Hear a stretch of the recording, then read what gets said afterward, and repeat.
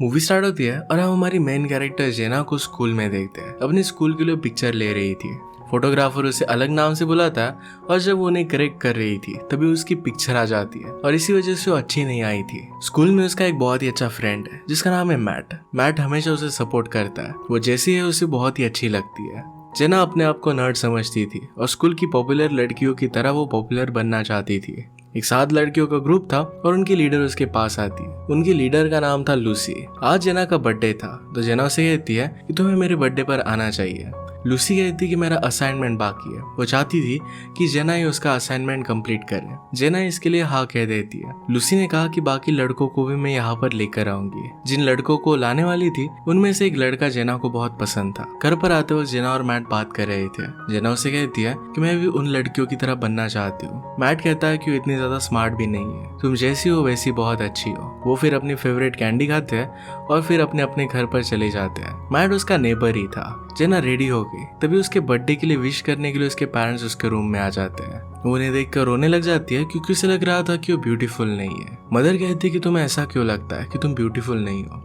जेना ने उसे मैगजीन्स दिखाए। वो कहती है कि इन मैगजीन्स की लड़कियों की तरह मैं नहीं दिखती। वहाँ पर 30 एज की लड़कियाँ किस तरीके से होती है इसके बारे में आर्टिकल लिखा हुआ था कि 30 का एज कितना अच्छा होता है। मदर कहती है कि वो सब मॉडल्स है और नॉर्मल लोगों की तरह नहीं होती। कभी ना कभी तुम भी 30 बनोगी। तुम आज जिस एज में हो तुम्हें इसी को एंजॉय करना चाहिए। जेना जाकर बर्थडे पार्टी के लिए सब कुछ रेडी करने लग गई। थोड़ी देर में वहाँ पर मैट आता है। वो उसके लिए गिफ्ट लेकर आया था। उसे कहता है कि मुझे पता है कि हमेशा से तुम एक डॉल हाउस चाहती थी तो मैंने तुम्हारे लिए खुद का डॉल हाउस क्रिएट किया है। जेना ये देखती है तो ये बहुत ही ब्यूटीफुल था। मैट फिर उसके साथ एक विशिंग डस्ट भी लाया था। वो कहता है कि डस्ट गिराकर तुम जो भी मांगो वो एक्चुअल में ट्रू हो जाता है। ये फिर उसने हाउस पर छिड़क दी। इसके बाद वो सब लड़कियां वहां पर आ रही थी तो जेना ये हाउस क्लोजेट में रख देती है। वो नहीं चाहती थी कि कोई उसका मजाक उड़ाए। अपने पेरेंट्स को भी वो ऊपर के रूम में जाने के लिए कहती है। सब लड़कियां वहां पर आती है और कुछ लड़कों को भी लेकर आती है। मैट ने अपने फेवरेट सॉन्ग्स लगाए थे और इस पर वो डांस कर रहा था और बाकी लड़कियों को पसंद नहीं आते।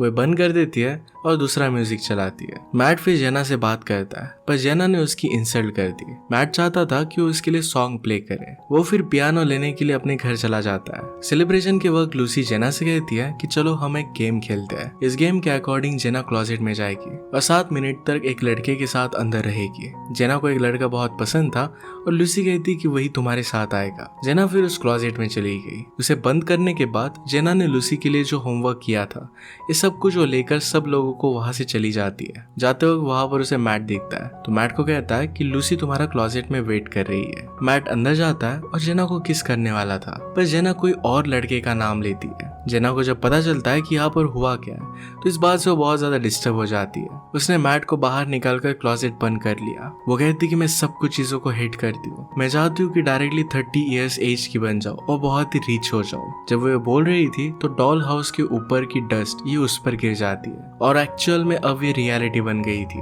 वो जब अगले दिन उठी तो 30 इयर्स की थी। उसे तो पहले बात समझ में नहीं आती। उसे लगता है कि किसी दूसरे हाउस में हो। अपने पेरेंट्स को बुलाती है पर घर में अपने पेरेंट्स के साथ अब वो रहती नहीं थी। उसने बाथरूम में जाकर फिर मिरर देखा और ये देखकर वो बहुत ही ज्यादा सरप्राइज्ड हो गई। तो समझ नहीं पाती कि यहाँ पर हो क्या रहा है। घर के अंदर अपने मेल्स को चेक करती है तो उसे पता चलता है कि उसका ही घर है। उसने जल्दी से अपने डैड को कॉल लगाया। इसके पेरेंट्स वैकेशन के लिए कैरेबियन गए थे। अचानक से फोन बजने लग जाता है और उसे पता नहीं था कि अब सेल फोन इन्वेंट हो गए थे और इसी वजह से आवाज कहाँ से आ रहा है ये वो समझ नहीं पाती। उसका बॉयफ्रेंड उसके पास आने की कोशिश करता है पर जेना उसे बहुत डर रही थी। जल्दी से अपना कोट लेकर इस घर से वो बाहर निकल आती है। जैसे वो बाहर आए तो बाहर उसे उसकी फ्रेंड लूसी मिलती है और वो दोनों साथ में मिलकर काम करते थे।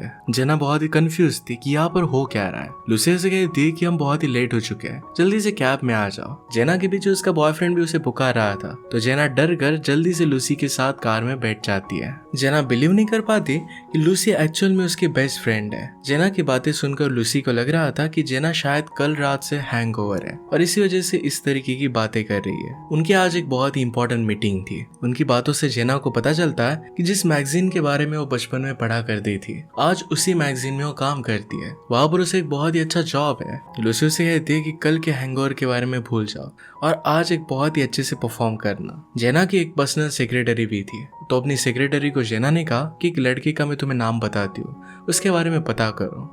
जेना ज्यादा लोगों को जानती नहीं थी और इसी वजह से मैट को ढूंढकर उससे वो बात करना चाहती थी। मीटिंग में हमें पता चलता है कि उनके मैगजीन की हालत बहुत ही खराब है।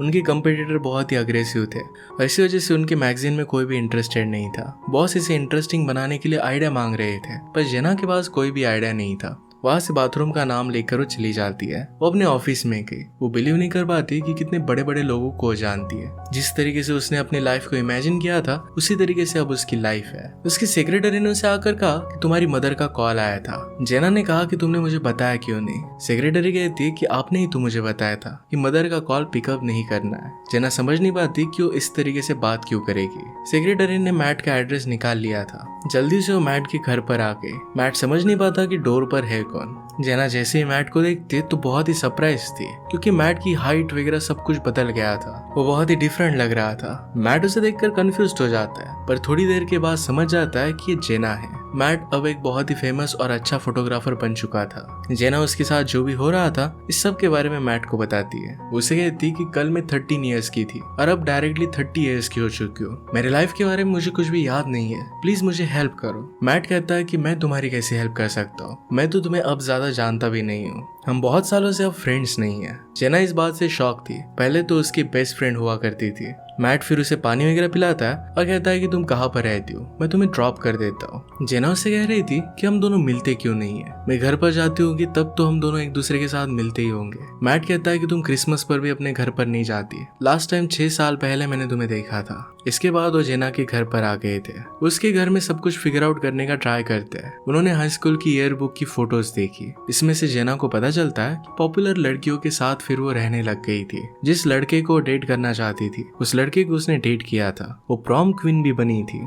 उसे जो भी चाहिए था ये सब कुछ मिल चुका था। उसे अपने ऑफिस से कॉल आता है। आज रात एक पार्टी होने वाली थी और इसके लिए एक बहुत ही अच्छी कार वो उसे सेंड कर रहे थे। जेना ये सुनकर बहुत एक्साइटेड हो जाती है। वो बहुत ही खुश थी और ये देखकर मैट कहता है कि अब मैं यहाँ से जा रहा हूँ। जेना कहती है कि तुम्हें मेरे साथ पार्टी में आना चाहिए। मैट कहता है कि मुझे जरा काम है और इसके बाद वहां से वो जा रहा था। बचपन में हमेशा एक अलग तरीके से एक दूसरे को बाय कहते थे, उसी तरीके से वो आज भी कहते हैं। इसके बाद जेना रेडी होती है। उसके पास बहुत सारे वैरायटी के कपड़े थे। वो एक अच्छा मेकओवर करती है। लिफ्ट में वो नेबर लड़की से मिलती है। जेना उससे बात कर रही थी तो लड़की कहती कि तुम मेरे साथ बात क्यों कर रही हो। जेना कहती कि तुम तो मेरी नेबर हो, मैं तो तुमसे बात करती होंगी। लड़की कहती कि तुम मेरे साथ कभी भी बात नहीं करती, सिर्फ मुझे इग्नोर करती हो। इसके बाद वो लड़की उसे कॉम्प्लीमेंट करती है और दोनों अच्छी तरीके से बात करने लग गई। जेना उसे अपने घर पर इन्वाइट भी करती है। रात में जेना फिर पार्टी में आती है। अब वो एडल्ट है तो उसे ड्रिंक करना अलाउड है, तो बहुत सारा ड्रिंक कर लेती है। जेना और लूसी को उनकी कंपटीटर भी मिलती है।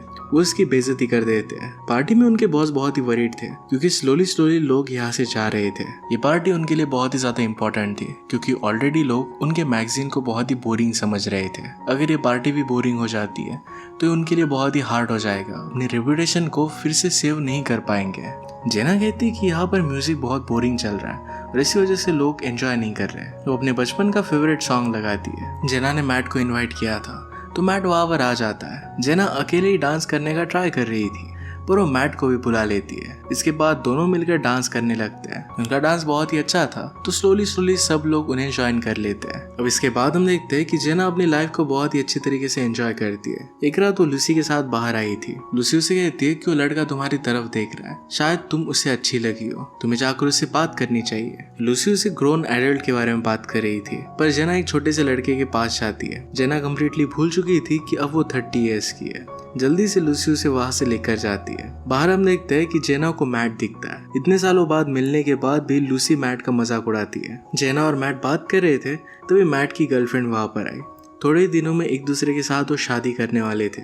वहां पर जेना का बॉयफ्रेंड भी आ जाता है। बॉयफ्रेंड भी एक बहुत ही अच्छा सेलिब्रिटी था। मैट के वहां से जाने के बाद बॉयफ्रेंड कह रहा था कि तुम्हें मेरे साथ घर पर चलना चाहिए। जेना इसके बारे में लूसी से बात करती है कि क्या मुझे इसके साथ घर पर जाना चाहिए।